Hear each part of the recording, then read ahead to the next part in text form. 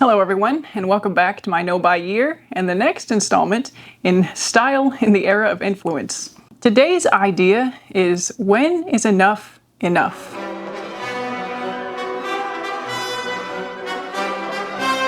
So as I've been doing for the previous couple of videos in this series, I will first go through a couple of outfits that represent the next stage in my chronological journey of style or wardrobe accumulation, as the case may be.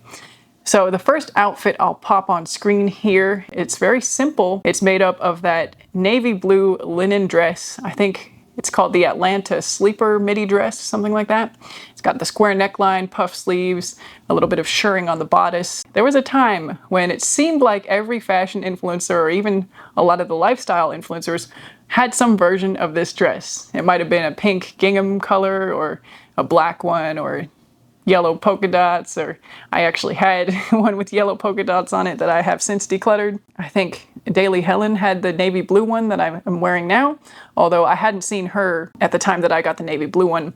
I had just decided that navy blue was one of my colors, as I kind of mentioned yesterday when I had the navy blue shirt on. Oh, and I think Karen Britchick also had. She might have had the navy blue one as well, actually. So I don't know, maybe I had seen the navy blue version, but I did know at that point that navy blue was one of my preferred colors, and I'm happy to say that at least that has stayed true over the years of my kind of unnecessary style evolutions. But anyway, back to the matter at hand. I'm wearing that dress with this kind of basket weave raffia purse that I thrifted for a couple of dollars, and it serves a very nice purpose of being a summer elevated clutch bag option that's both elevated and casual because of the material. So I'm gonna hang on to this one. And my sandals are Nisolos. Once again, there was a time when I had many more pairs of Nisolo shoes. I had the Warakes, the basket weave ones. Again, I'm sorry for the pronunciation. I had the everyday Chelsea boots, and I feel like I had one more pair that I'm forgetting about. I still have the Oxfords that I wore yesterday and these sandals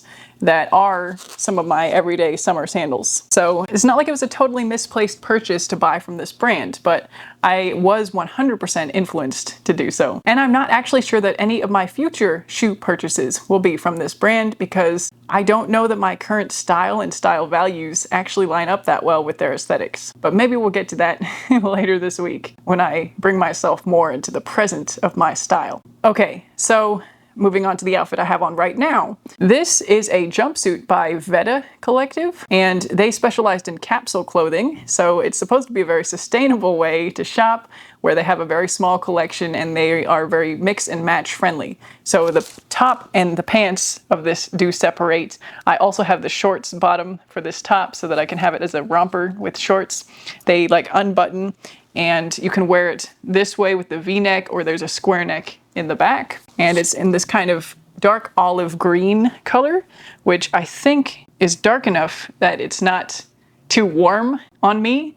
I don't know. You can leave your opinions on whether these colors suit me in the comments. I won't be offended if you think it looks horrible. But yeah, so this is the one-piece jumpsuit romper item that I have, and I believe it was also another influence purchase. I can't tell you who brought this brand to my attention, but I'm pretty sure I would not have heard of it if it wasn't for some sustainable fashion channel mentioning it. But again, further evidence of how much I used to shop that I can't even remember what the influence was for this particular outfit. That being said, both of these, this dress and this jumpsuit, are items that I still have and still regularly wear. I actually wore that dress for my summer chamber music performance, and it was the perfect level of formality. The other woman in the group wore a linen jumpsuit as well. I mean, like the same material linen, and I feel like it was a good match of performance outfits. Over the top, I have this kind of sheer shirt. This is another purely influenced purchase from Aspen Ovard's brand, Luca in Gray, which is no longer in business as far as I understand.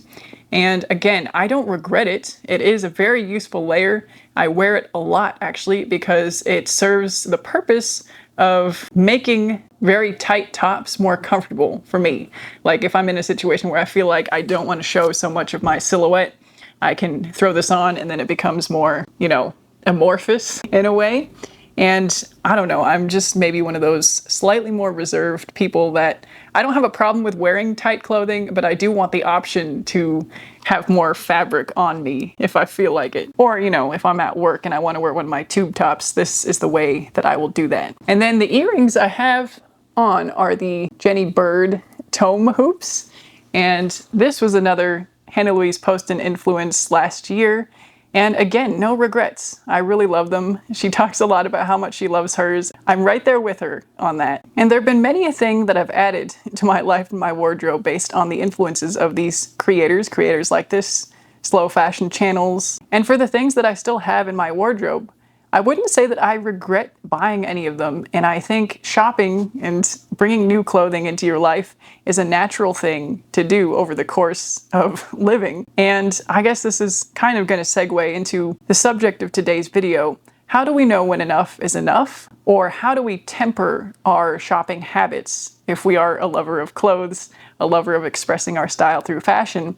How do we make sure that the values of loving what we wear and caring about our appearance and how we present don't overlap into other areas of our life where they become the focus or a focus when they don't need to be? And I guess going back to the example where I wore this navy blue dress to perform, I think that's a good example of a situation where the focus of the event is not what we're wearing, but it is an inevitable part of the puzzle, right? When somebody goes to a concert, they not only hear you, and that's the main aspect and area of skill that you've worked your whole life to develop, but they do see you unless they have visual impairments, and that's not really what I'm discussing here. So most people who come and see you do your work, even if you don't have a performance job, do see you and receive some information or impression based on what you're wearing.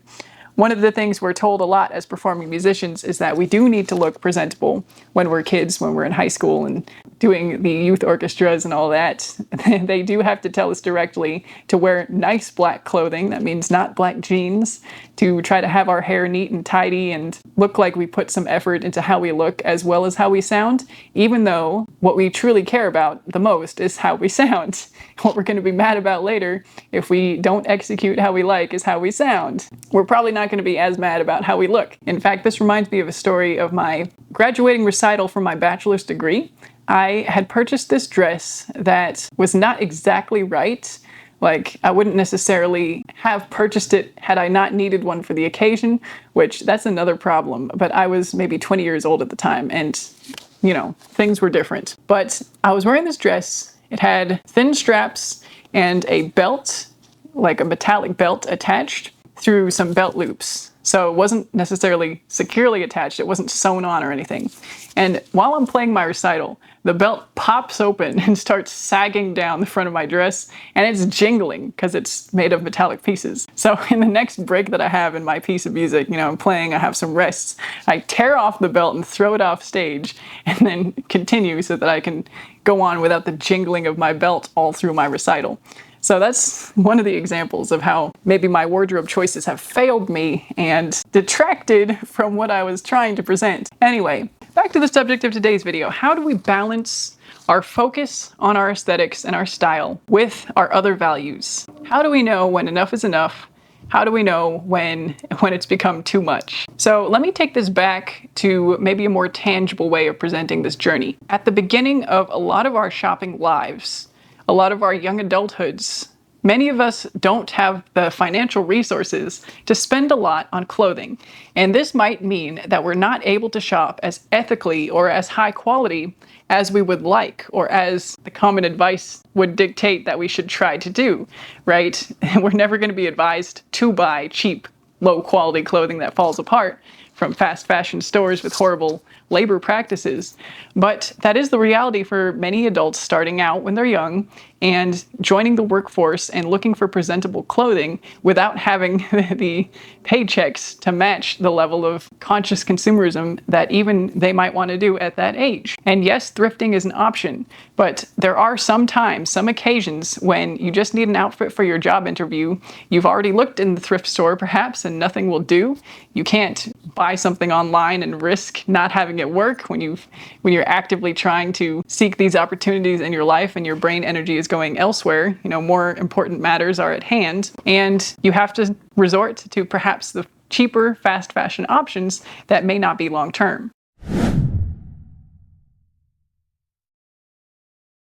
But then what does often happen, or at least for me, what happened for me, is after that initial point where I had been working for a little while, I had been consuming this content and exposed to more slow fashion areas of influence, where I was becoming awakened to sustainability, labor practices, quality concerns, longevity in my wardrobe, I, of course, wanted to upgrade, and I wanted to practice better shopping habits going forward. So that's exactly what I did. I would see influencers with brands like Cezanne that claimed to be much more sustainable, more high quality, like the dresses that I'm wearing today. So I started this week in an H&M shirt that I would argue is actually very high quality since it's lasted me almost a decade now, if not longer. I don't remember exactly when I got it. A fast fashion genuine leather jacket. It wasn't fake leather, but it was still from a fast fashion store, and some thrifted Levi's skinny jeans. In fact, that whole outfit probably cost under $100, under $50 if you don't count the boots, which probably pushed it up. But those were a gift, so do they really count? So I started this week in H&M thrifted jeans. Yesterday I had the beginning of my Cezanne era. So I had Cezanne de Solo, again a fast fashion pair of pants, and then a thrifted designer bag. Today I have the beginnings of my more expensive sustainable wardrobe, and again a thrifted purse and an influenced, I don't know if Aspen Ovard's brand is fast fashion. But the thing is, once you begin the sustainable shopping journey, or the more elevated style journey even, it's not always purely sustainably motivated. Sometimes it's a notion of style and quality and elevating your designer status in a way of your clothes. So like I have in mind like the Anina Bings, the Tibis, the Totems, the Row, those kinds of brands that are kind of more fashionable or more elevated in the fashion girl sphere. There is an infinite ceiling of how high you can go in any of these regards if you're looking for it, if you're stepping into that water, if you're wading in, it just gets deeper and deeper. So you start here at the fast fashion end, and then you start learning about maybe some sustainability principles, and also maybe some more style principles and things that you could or should try according to people who give you this advice online or make this as their content. And then you're kind of going in, oh yeah, I want to be more sustainable. Let me try buying from these various different brands, trying out these styles. And then, oh, now I'm earning more money and maybe I should try all these. I see all these people wearing Anina Bing and that's such a cool girl thing to do. Maybe I can also dip my toe into that water. And you just start spending more and more of your resources, of your budget on clothing and fashion. And again, I am not saying this to say that that's a bad thing to do. If it truly brings you joy, go for it, by all means. The thing is, I would have said that it truly brought me joy as well.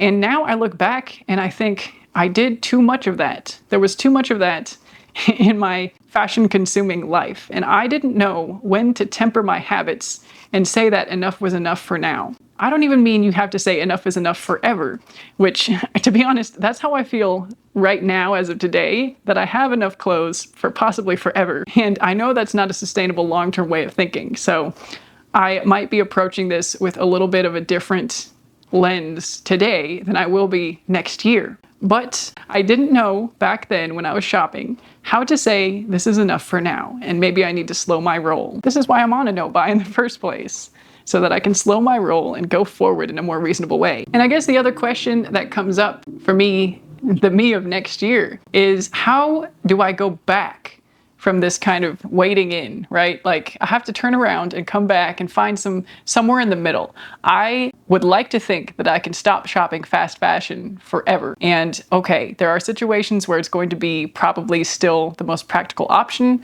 For example, I have kids, and while we can thrift and look for the next size of things that way, there won't always be something readily available, and chances are there will be times that I go get something at Target, for example, if they need something in a new size. So there will be times when I use the crutch of fast fashion in that way. I can almost guarantee that. But I would love to say that for myself, I will never shop fast fashion again, with the exception possibly of thrifting specific items that I'm looking for because I know that they will work long-term in my wardrobe. So, okay, let's say I'm never gonna go back to that shallow end. But how do I go back now from, the last things on my wish list were in the realms of Polen handbags and $500 Tibi jeans, right? And if I'm honest, I'm still curious about those jeans. I am being a little bit recalibrated by not shopping for a longer period of time, and I can objectively say that I don't know if any pair of jeans is truly worth $500. Like, that's a lot of budget. But another part of me says that if they are truly the jeans that I would prefer to wear every day, then I can almost justify the price by not buying anything else in that time period, right, where that budget would otherwise extend to. And there's nothing wrong with that either. So, I mean, people may judge that kind of thinking, but where I'm at as far as my way of thinking about consuming things that I don't need is that in some ways spending more money on a single item is less damaging because the resources that have gone into that one item are lower, and you don't use that $500 to then buy 10 things or 20 things and use that many more resources. So there's pros and cons, right, to every price point and every budget. So those are things that I'll address in a practical sense when I'm shopping again, possibly next year. We'll have to wait and see. But what I'm trying to get at in this video is I don't want this to keep on going indefinitely. And in the past, I've told myself, okay, $500 is kind of my hard limit as far as where I balk at spending any more money than that. Because there's just something about, having a limit that makes me feel like the limit is okay. And perhaps other people have their own limits. Maybe it's higher or lower. And maybe that's a way that they make their own lines in the sand where that's enough is enough. Maybe some people who are more in line with minimal values have a quantity number where if I have 2 handbags, that's enough. Obviously, that's not me, as you've seen my formally displayed handbag collection. Again, I can't promise that they're not going to end up back here after the next round of filming, but we'll just see where I land after reviewing the footage from this week of videos. But am I going to get to a point where I think having 10 or 12 handbags is more than I should keep? That remains to be seen. I never had a hard number for quantity of clothing before, and I still haven't really thought that far ahead as to whether I think it's a numbers game or even a space game. That would be a more practical way to think of it, right? If you have a certain space that you have available to fill with your clothing and you don't want to overflow that, because obviously then you'll have logistical problems of drawers not being able to close and closets not being able to hang things with space. So that could be a way to know that enough's enough. I would venture to guess that that is a way that some people, many of us, do realize that things are getting a little out of hand when we can't close our drawers anymore. I would be guilty of that one. The thing for me now in my current home, in my current life, is that it would take a lot to totally fill my wardrobe. And I don't want to have as many items of clothing as that wardrobe has capacity for. I also recognize that it's not well organized at the moment. I would actually say that perhaps I do currently exceed the capacity for my current way of organizing my clothes. So maybe I'm eating those words a little bit in that perhaps I already have more clothes than my wardrobe can comfortably hold, even though it's a very large wardrobe. The thing is, though, even among these ideas of constant evolution, being exposed to trends, wanting to try the new thing, I think another idea that sometimes takes hold is that when we're in the throes of shopping and shopping a lot and kind of wanting to stop in the back of our minds, kind of wanting to slow our roll, something I used to tell myself a lot is that I'll just purchase this next thing and then my wardrobe will be complete. That'll be enough. After the next purchase, it'll be enough. And that way of thinking did not work. That never worked for me. Because inevitably I was in the cycle, and while the ball is rolling here, I could say, all right, I'm going to stop rolling at this point down this hill. And it never worked out that way. I would buy that one item and get it and use it and appreciate it, and then I would see something else that I was interested in, and then I could always tell myself again, after that one, it'll be enough. I know I said that last time, but maybe we weren't serious because we haven't really stepped off of the hill where the ball's rolling down in the first place. Like, I got to take that ball and put it on a flat surface for it to stop rolling, and I guess that's what I did by starting a no-buy years. getting off the hill. I'm still a rolling ball, or a ball that wants to roll, but I can't really go anywhere because I'm not on an incline. Maybe that's a bit of a weird metaphor, but I think the idea of a complete wardrobe is just a fantasy that enables loopholes in a way, or pushes us towards fulfilling our curiosities of what the next item might bring. And the illusion that there's a feeling that we'll arrive at when our wardrobe is complete. I don't think the feeling is ever going to come from another purchase. The feeling will come from having done some reflection and appreciation, perhaps, even possibly reorganizing and decluttering, taking inventory of what we truly have and use and the value that we get from it, and whether there are any real gaps in our wardrobe as far as needs and values that aren't really being filled by what we currently have. I just don't think the feeling of satisfaction with what we have is going to come from adding more. When I was journaling about this, I was actually thinking that that feeling doesn't exist at all. Like, the feeling of having a complete wardrobe is a fantasy in itself. But now that I'm talking about it, I do possibly think that it is possible to be satisfied with what we have and grateful for what we have, and in a place where we're not searching to add anything else. And we also don't feel like what we have is currently deficient in any way. And I might be approaching that stage myself. Since I stopped keeping a wish list, and since I stopped actively visiting the things that I fleetingly wanted, I have noticed that I'm not really feeling like there's any holes in my wardrobe, which is interesting.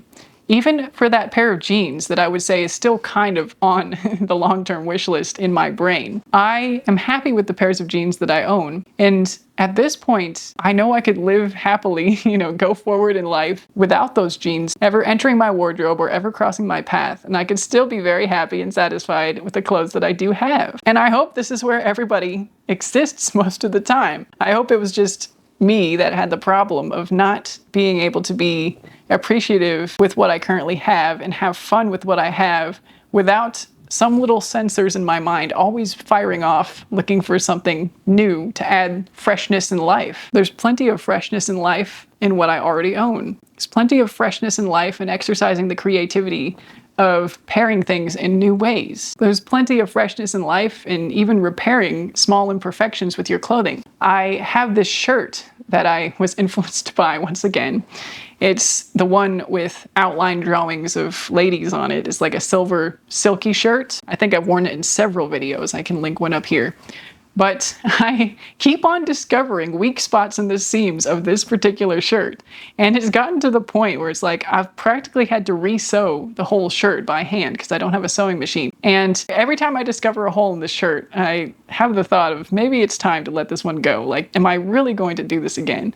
But every time that I repair it, I think, now it's a shirt again that I can wear and love and get more use out of. And I'm so glad I still have it. So there's life and newness in even repairing the things that you own and are a source of frustration by constantly getting holes in them and things like that. The COS sheer merino shirt that I discovered had a hole in it as I was preparing to declutter it. I have resolved to learn how to do like an embroidery or darning. You know how when there's a large hole in a piece of clothing and there's a way to like weave the fibers so that you can close the hole. I really want to learn how to do that. It might not happen this year because I have other things on my plate to take care of, but I'm keeping the shirt so that I can hopefully get more wear out of it doing that. And it may then have an embroidered something on it, maybe it'll be a heart or a flower or a music note or something more personal, and I will have learned a skill of how to repair a larger hole in a piece of clothing. And I'm excited at the prospect of newness associated with that older piece of clothing or piece of clothing that I was actually about to declutter. I think the final idea that might be helpful, certainly helpful for me to remember, is that idea that I discussed in, was it yesterday's video? Of the fact that you can't buy style. Everybody has some kind of style already. There's no such thing as somebody who has zero style. Even just wearing the most basic of clothing is a style. And if it's comfortable for you, and if it's being comfortable, then there's nothing wrong with that being your style. I would actually argue that style is much more closely related to what you have purchased and do wear. Maybe that's the key part, what you actually wear out of the clothes that you have, than it is about the next aesthetic, the next trend, what you want. That is not your style. Your style is what you currently wear, and everybody has clothes that they currently wear. So to feel a lack of style is perhaps less about wanting something new than it is about evaluating what you currently wear and what about it you're feeling is lacking. What about your current style is causing you to be discontent? And if it's some kind of value that you want to express, something from the inside of you that you wish was visible from the outside, I'm not sure that buying new clothes is the best way to achieve the harmony of your values and your expressed style. It could be a part of the puzzle, but I think, at least me going forward, I'm going to be a lot more careful about thinking that I can buy something that makes me feel better about my current style. And I'm also going to remind myself that the complete wardrobe does not exist, and that I can say enough is enough, or enough is enough for now. I can slow my roll and turn my way around and stop wading deeper and deeper into the increased price points and more designer items and more sustainable items, and I can wade back into the shallows and come and go as I please, dipping my toes into the deeper waters and even taking a break from the ocean entirely when I need to. I feel like this week is becoming very heavy with analogies. I hope it's not becoming tiresome for those of you listening. And with that, I will see you in the next one. Bye for now. And I'm not sure that any of my future shoe purses. Who is the belly? Who is the belly?